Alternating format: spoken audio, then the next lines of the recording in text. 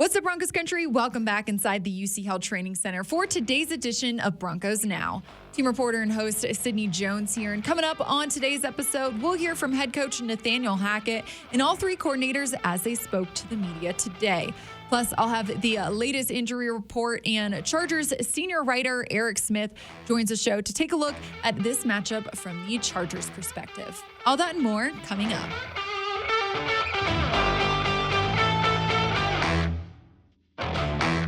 Looking at the top news of the day, head coach Nathaniel Hackett gave an update on a Russell Wilson's shoulder and the progress he's made. His work ethic is unbelievable. And when it comes to anything that, if he feels a tweak here or there, he's nonstop trying to get everything right. So in the case of the shoulder, he's been working on it nonstop. And I mean 24/7. He's making sure that it's good, and that's how he's got to full so fast. The Broncos Monday night matchup versus the Chargers is now just 3 days away. Coach Hackett went on to discuss the challenges of playing in prime time and coaching on the road. I think we embrace it. We love it. We love being on prime time. We love having the ability to showcase our talents, and we need to get better in those prime time games.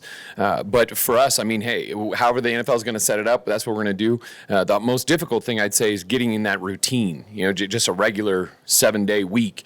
We really haven't been able to settle into, and with a new staff, new team, new group, we haven't had that, but that's no excuse. We still got to get out there and we got to play at a high level. We went through all those things, and for us, it's the self-inflicted wounds. I think that the guys just have to go out there, not press, not overthink it, and just play football like they were when they were kids. Broncos defense has a tough task ahead of them going up against Chargers quarterback Justin Herbert and company.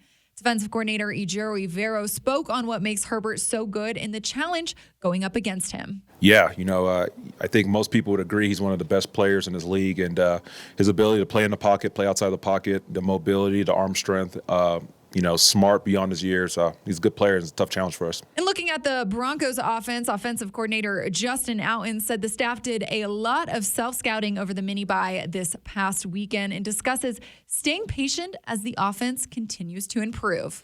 There's not a process where there's a magic bean you put in the ground and all of a sudden a product comes up. You got to be patient with it. You got to water it. You got to just be ready for your opportunity when it does come. So, those are situations that we got to take advantage of, just like the drops he was just talking about. When your opportunity comes, you got to capitalize. And we just got to be patient with that. There's a fine line between patience and pushing to win. We all know that. There's a lot of urgency to that, but you also can't, go crazy and just think about all that. With cornerback Ronald Darby being placed on injured reserve earlier this week, Ejiro Evero said he's very confident in both Damari Mathis and Michael Ojemudia to step up in his place. Yeah, it's a tough loss for us, obviously. Ron was playing really well. He's been a very productive player in the league for a long time. But, that's kind of the nature of the beast. The next guy's got to step up. And, both guys have done a good job in terms of OJ and Damari getting ready for his opportunity. So I'm confident about what they're going to do. With long snapper Jacob Bobenmoyer also sidelined due to an injury this week, the team signed Mitchell Fabroni and Joe Fortunato onto their practice squad. Special teams coordinator Dwayne Stukes spoke on how he will evaluate those two guys and how he decides who will play Monday night.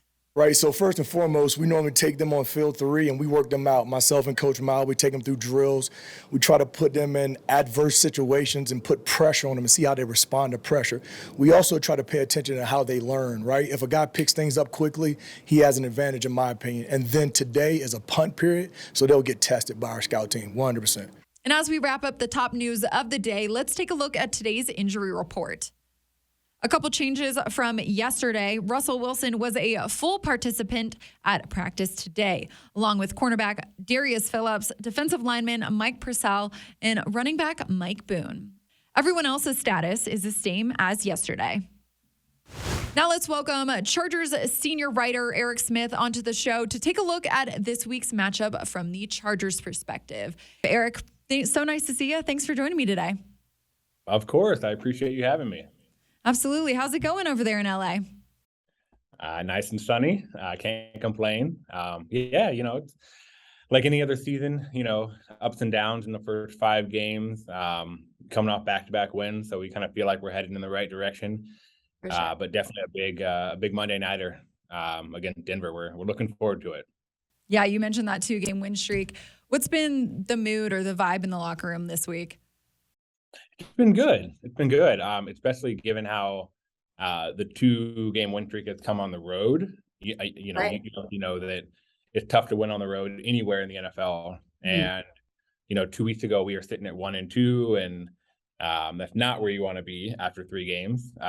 So to get back-to-back wins on the road, tough games, we get a chance to come home, prime time, all that. We're above 500, 3-2. We got 2 games until the bye, so just finish strong and try to keep it going. Yeah, should be a fun one in prime time. I believe this is the first primetime game for the Chargers at SoFi this season, right? Correct. Yeah, we played on primetime at Arrowhead, obviously week 2 on Thursday night. But yeah, first one at SoFi. It should be a great environment.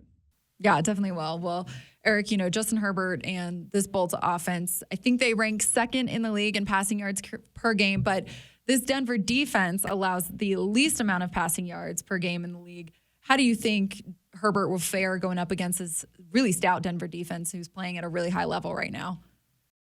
Yeah, no, there's no doubt about that. You talk about the locker room and all that this week. The Denver defense is at the top of mind, especially that passing defense. Yeah. And I'd probably throw Bradley Chubb in there too. He's a big part of that. Oh, yeah. So the Chargers know what they're in for. But the Chargers obviously feel confident with how their passing attack has gone. And that's been essentially all year without Keenan Allen too. Right. He only played, I think, 22 snaps in the first game, and he hasn't played at all since. So if he can come back, that is only going to be a boost to the offense. But, Justin Herbert has been Justin Herbert this year. He kind of bounced back from that rib injury he had in week 2 and had looked great. Especially weeks 4 and 5 against Houston and Cleveland. He looked really good. So it should be strength against strength. It should be a fun matchup, but, both sides are probably confident in who they have playing. You mentioned Keenan Allen. I know he's been limited at practice this week. What's the staff saying about his potential return? Yeah, it's up in the air. Honestly, we thought he was probably close to returning a few weeks ago, and then he kind of felt something and obviously has not returned. So with him, right, it's just kind of getting to Monday, kind of keep stacking these days on top of each other. Hopefully he'll be ready to play. Well, Eric, looking at this Chargers rushing attack, I know Austin Eckler, he's coming off a career high, 173-yard game. How do you hope to see him really continue that performance on Monday night? Because I know prior to that game, this Chargers, run game had really struggled. Yeah. When I mentioned the up and down in the first month, that was probably that was it. And it wasn't like they were really bad. They just couldn't get a big run. They had a couple, short gains, but they just couldn't really pop a big one. And that changed against Cleveland. Obviously, first quarter, Eckler goes off for a 71-yard run, and then that just kind of sparked the whole day. That's the time. It was needed because up until that point, as you mentioned, it hadn't really been a balanced attack. Like the passing game had carried the offense for sure, and it was almost dead even in terms of yardage against Cleveland. We had 464 yards of offense, and 240 of that was on the ground. So it was good to see that side of the ball kind of pick it up. The O-line probably played their best game of the year, and that was good to see. They kind of keeping with the up and down theme. They've had their ups and downs. They've had injuries. Rashawn Slater, all-pro left tackle, he's out. Probably for the year. So every year kind of a roller coaster early. The Chargers have endured that. But if the run game can be consistent and help the passing attack, that should only kind of help the offense overall. You mentioned Rashawn Slater's injury. I've seen a ton of praise about his replacement, Jamari Salyer. What can this defense expect from him, and how do you think he'll do going up against, Bradley Chubb, who we mentioned a little bit earlier? He already has 5.5 sacks on the season. Yeah, definitely another tough test for Jamari. He made his debut against Houston in week 4 and played really well. Didn't allow a sack, was really solid on the left side. And then had to turn around last week and play Myles Garrett, which obviously is a huge step up in competition. He held his own against Myles. That's certainly a tough task. And he's going to have another one, obviously, against Chubb, who, in my mind is among the best, edge rushers in the game. But with Jamari, he was a 6th-round pick out of Georgia. And Right. a lot of people wondered, how did he fall to the 6th round? Because he was the left tackle. Georgia won the national title. Mhm. He was a great lineman. It's like, how did this guy fall? But the Chargers are kind of lucky that he did, and glad that he did, because they swooped him up. And like I said, he just played solid over there at left tackle. Like, they're not asking him to do too much. They're giving him some help. They have a good game plan. Herbert's getting rid of the ball quick. That's Mhm. obviously going to help any lineman, but especially a rookie left tackle. Yeah, he's been good. He's been good. No one expects him to be what Rashawn was last year, right? Like Pro Bowler, all that. But Sure. um, if he can just keep playing how he has been, I think he'll be fine. Well, Eric, looking at this Chargers defense, what threats do, Khalil Mack, Derwin James, just the defense as a whole really pose for a Broncos offense that's still working through some things, still looking to click? Yeah, I would actually say the same thing about the Chargers defense, that they're still kind of looking to click. They've had their moments for sure, but it hasn't really been a full 60-minute effort yet. They'll play well for a quarter or 2 quarters, and then they'll give up a big play. And then they play well for, another quarter or so, and maybe give up another big play. So they're kind of looking for that consistency, much as I'm sure the Denver offense too. But For sure. one thing that the Chargers have said all week is, we are not taking Russell Wilson and this Broncos offense lightly, because they have playmakers all over, and Yeah. all it would take is just one game, for that unit to click. So the first 5 games may have been up and down for sure, but they are ready to go. Like, they know that any game could be the one where the Broncos offense breaks out, and that would Absolutely. not want it to be on Monday Their night. game. Well, last one here for you, Eric. What do you think the matchup really to watch is on Monday night? Yeah, going back to Jamari and Chubb, I think that's at the top of my list for sure. The Chargers have only allowed 5 sacks all year. I think that's tied for, first or second and best in the league. Like, it's been really good. Wow.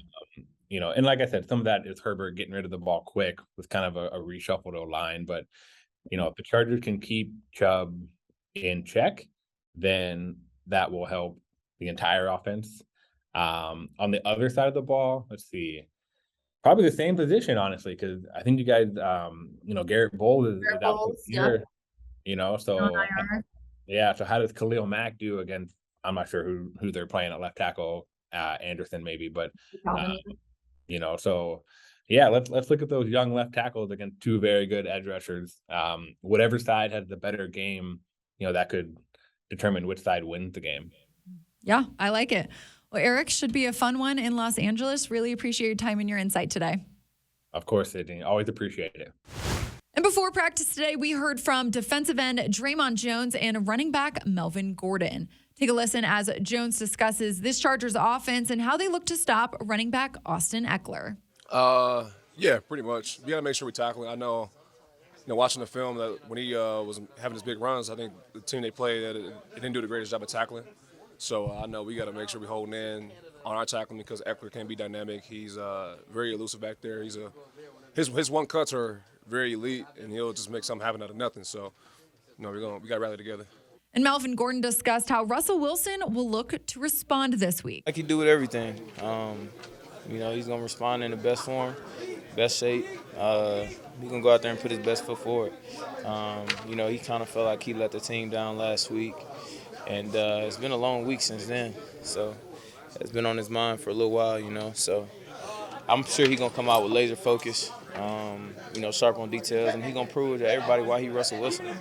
Well, that'll do it for today's episode of Broncos Now. Broncos Country, thanks so much for tuning in today and every day. I hope you meet me right back here on the Broncos Podcast Network and YouTube tomorrow for a game preview. I'll see you all then.